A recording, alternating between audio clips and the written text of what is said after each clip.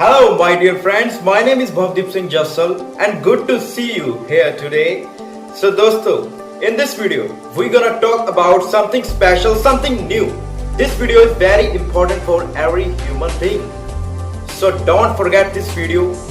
And तक देखनी है, पूरी वीडियो देखें, इसे स्किप नहीं करना. सो बहुत इंपॉर्टेंट वीडियो है. सो लेट्स गो गाइस, बिना किसी टाइम वेस्ट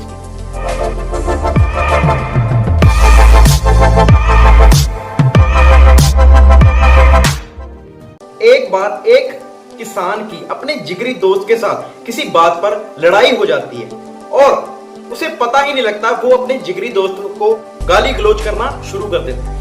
उसे पता ही नहीं लगता गुस्से में कि मैंने उसे क्या कह दिया. फिर बाद में वो पछताता है, अरे ये मैंने क्या बोल दिया, व्हाट डिड आई से.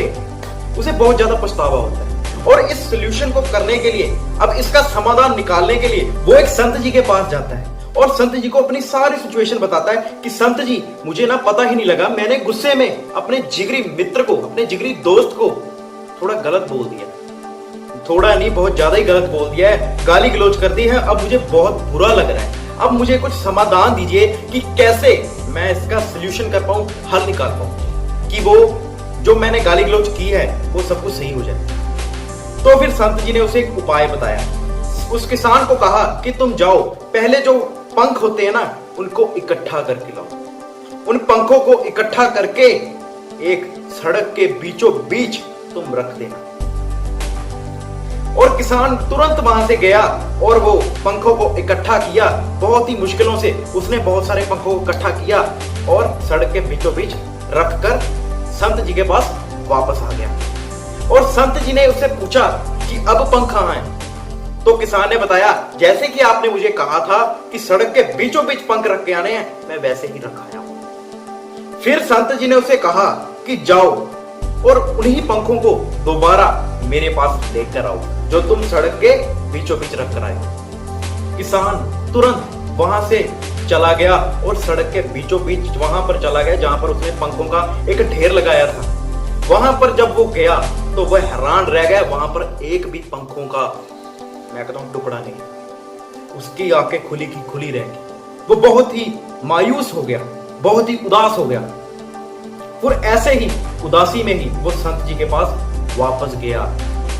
जी दोस्तों, वो संत जी के पास वापस गया और उसने संत जी को सारी सिचुएशन बताई कि अब मैं वहां पर गया था, वहां पर तो एक भी पंख का टुकड़ा नहीं है. अब इसका मैं क्या मतलब समझूं. संत जी मुस्कुराए और बोले, देखो पुत्र, यही है, मैं तुम्हें यही समझाना चाहता था कि जैसे तुमने इतनी मुश्किलों के साथ पंखों को इकट्ठा किया और सड़क के बीचों बीच रखा था, फिर कुछ समय बाद वहां पर एक भी पंख नहीं है. ऐसा क्यों हुआ? ऐसे ही हमारे साथ होता है. हमारे द्वारा बोले गए अपशब्द और बुरा व्यवहार कभी भी लौट कर वापस नहीं आ सकता.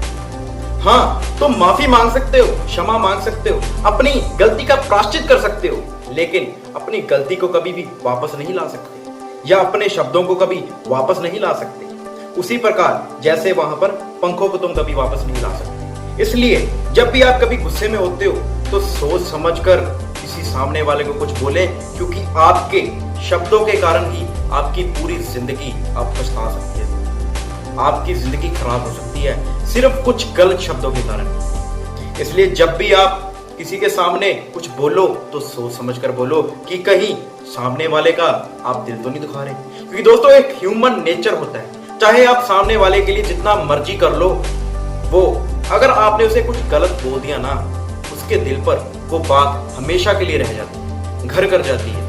वो आप बात कभी नहीं उसके दिल से निकाल सकते. वो आपके ये बात हमेशा याद रखेगा कि इस आदमी ने, इस व्यक्ति ने मेरे साथ ऐसा किया. ये ह्यूमन नेचर है माय डियर फ्रेंड्स, ये ह्यूमन नेचर है. इसलिए जब भी व्यवहार करें सोच समझ